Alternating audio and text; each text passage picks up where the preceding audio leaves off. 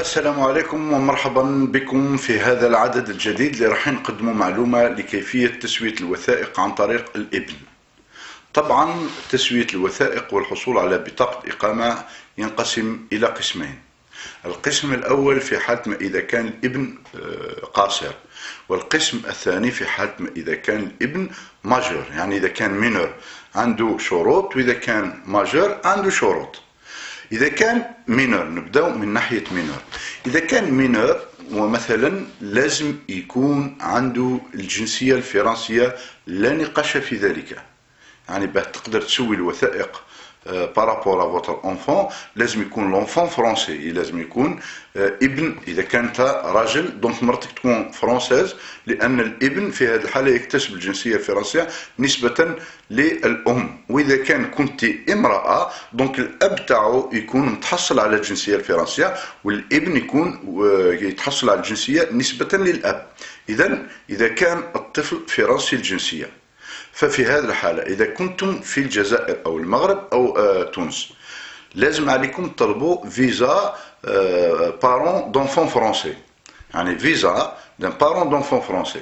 كي يعطيلكم الفيزا بارون دونفون فرونسي تجيو لهنا لفرنسا تسجلوا قبل الابن، باسكو ما تقدرش تجيبوا برك تجي معاه حواس ولا تأشيرة سياحية ليك انت وليه يجيو طونك فرونسي ما عنده حتى اي شيء ويديروا لك كواط هكذا باسكو سير لاباز جيت معاه. نو، لازم الابن يكون مستقر على الأراضي الفرنسية من خلال التسجيل في المدرسة. لازم يكون متمدرس، تجي على الأقل 3 أشهر، يعني يبدأ يقرأ 3 شهور، يعطيوك سيرتيفيكا سكولاريتي باللي الطفل هذا راه يقرأ هنا في فرنسا، ويكون عندك مقر إيواء وين تسكن انت والابن. إذا كنت مع الزوجة تاعك اوتوماتيكمون لازم يكون عندك لادريس تاع الزوجة وين راكم عايشين، وإذا كان راك منفصل عليها لازم يكون يقرأ وتثبت أنك تمتلك وثائق الإيواء وين راك ساكن، لا ريزيدونس اي انسي سويت. تتقدم لا بريفكتور وتطلب بطاقة إقامة اون كاليتي دو بارون دونفون فرونسي بكل بساطة. يعني هذا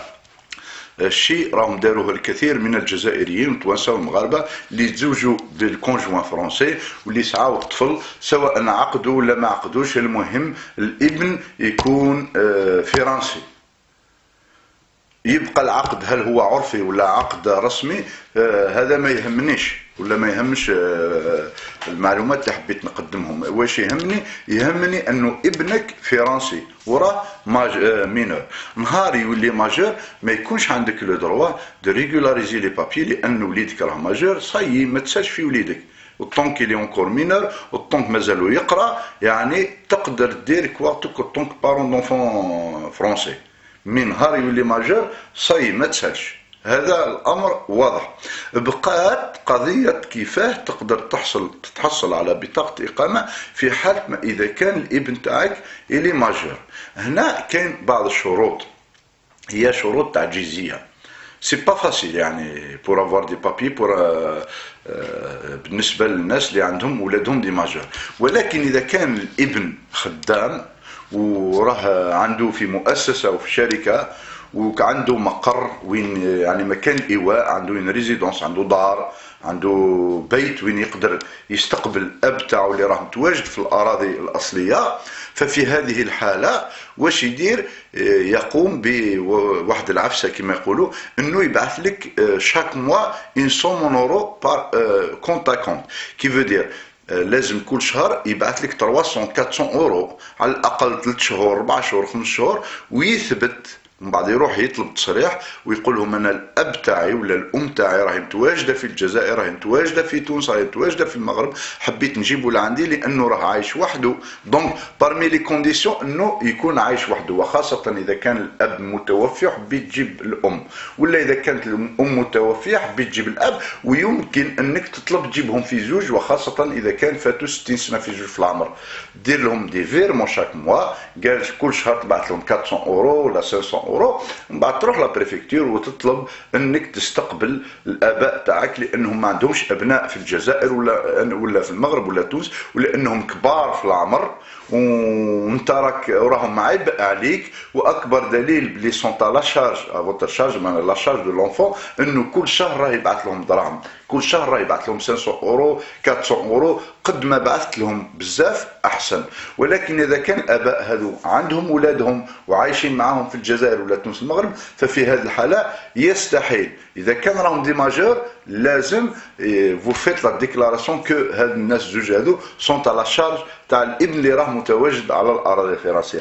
طبعا كي يبعث 400 500 اورو الفرنسيين سون مال يحوسوا على الانتيري دو لا فرنسا وما يخموا على بلادهم.